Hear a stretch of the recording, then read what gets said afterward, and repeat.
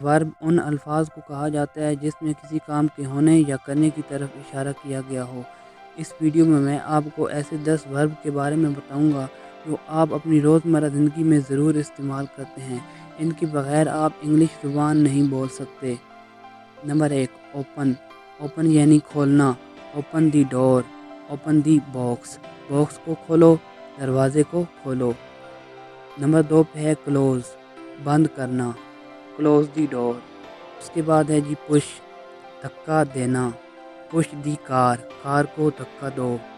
پل، پل کا مطلب ہوتا ہے کھینچنا، پل دی کار، پل دی سائیکل۔ یا کسی بھی چیز کو کھینچنے کے لیے آپ پل کا لفظ استعمال کریں گے۔ اس کے بعد ہے کیری، کیری کا مطلب ہوتا ہے اٹھانا، کیری دی بیگ، بیگ کو اٹھاؤ۔ اس کے بعد ہے تھرو، تھرو یعنی پھینکنا، تھرو دی بال، بال کو پھینکو۔ کیچ، کیچ یعنی پکڑنا، کیچ دی بال، بال کو پکڑو۔ واش، دھونا، واش یور ہینڈس۔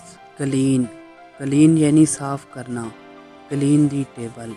اس کے بعد ہے آخری لفظ فکس، فکس کا مطلب ہوتا ہے ٹھیک کرنا، fix the cycle, fix your English language.